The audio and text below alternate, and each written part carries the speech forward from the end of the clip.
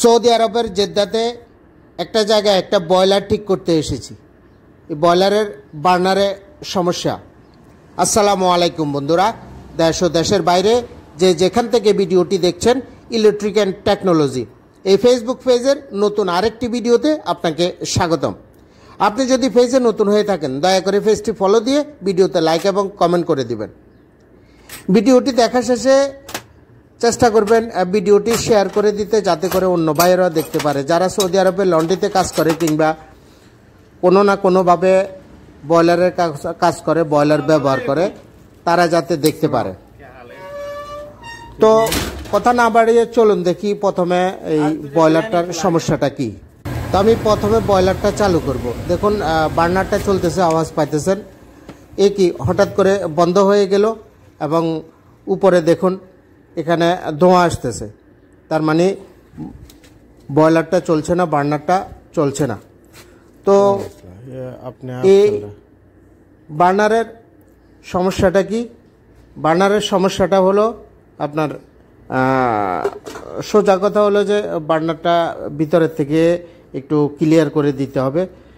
প্রথম কাজটা হলো এটা, কারণ যদি নজল যদি স্ট্রোক থাকে কিংবা ইলেকট্রিক রড যদি কাজ না করে, তাহলে আপনার এই সমস্যাটা করবে। কিন্তু ইলেকট্রিক রড কাজ করতেছে, ইলেকট্রিক রড যদি কাজ না করতো তাহলে ধোঁয়া আসতো না।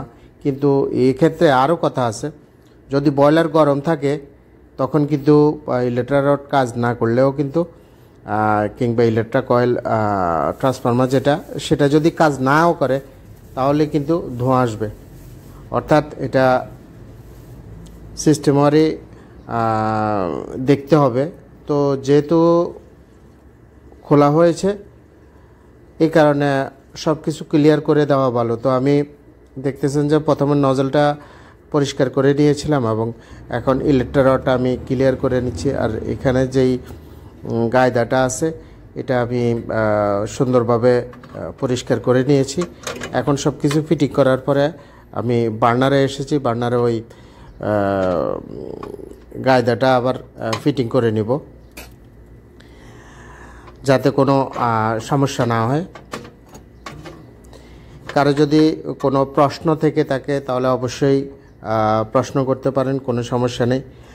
আবারও বলছি, আপনারা সবাই শেয়ার করবেন ভিডিওটি, যাতে অন্য ভাইয়েরা দেখতে পারে। কারণ যারা এখানে কাজ শিখতে চায়, আমি বেশ কয়েকটা 2-3টা ভিডিও দিয়েছি এবং প্রমাণও দিয়েছি যে যারা কাজ শিখতে চায় তারা কখনো ভিডিও শেয়ার করে না কিংবা লাইক কমেন্ট করে না। কারণ তারা চায় না যে আপনারা যারা লন্ড্রিতে কাজ করেন কিংবা বয়লার ব্যবহার করেন তারা যাতে ভিডিওটা না পান। এই কারণে তারা যারা কাজ করে তারা ভিডিও শেয়ার করে না। যারা লন্ড্রিতে কাজ করেন কিংবা বয়লার ব্যবহার করেন তারা চেষ্টা করবেন ভিডিও শেয়ার করে দিতে, তাতে করে ভিডিওটা বেশি লোকে দেখতে পারে। আমার যত ভিডিও চলবে আমি তত ভিডিও বেশি দিব। ইদানিং দেখা যাচ্ছে যে এই ধরনের ভিডিওগুলা চলছে না। আমার পেজে 5-7টা ভিডিও ভাইরাল হয়েছে এই পর্যন্ত, কিন্তু একটা ভিডিও আমার এই কাজের ভিডিও ভাইরাল হয় নাই। 100-150 ভিউ আসে, এটাতে চলে না। এই কারণে অনুরোধ করব, আপনারা চেষ্টা করবেন ভিডিও দেখার পরে ভিডিওটি শেয়ার করে দিতে, যাতে করে অন্য ভাইয়েরাও দেখতে পারে যারা এইসব কাজ পছন্দ করে। যাই হোক, মোটামুটি আমার ভিতরের সাইডটা দেখেছেন যে ওটা আমি ফিটিং করে নিয়েছি। এখন উপরের কভারটা আমি ফিটিং করে নিব। এই উপরে কভারটা ফিটিং করে নেওয়ার পরে আমি বার্নারটা চালু করব এবং দেখব যে বার্নারটা ঠিকভাবে চলছে কিনা।